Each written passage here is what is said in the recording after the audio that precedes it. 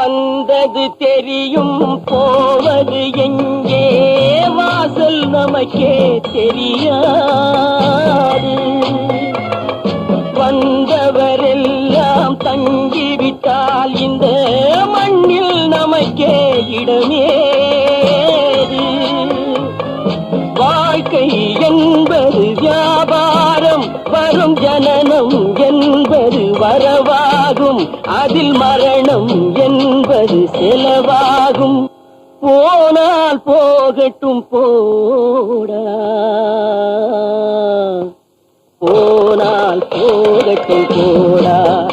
இந்த பூமியில் நிலையாய் வாழ்ந்தவர் யாரடா? போனால் போகட்டும் போடா.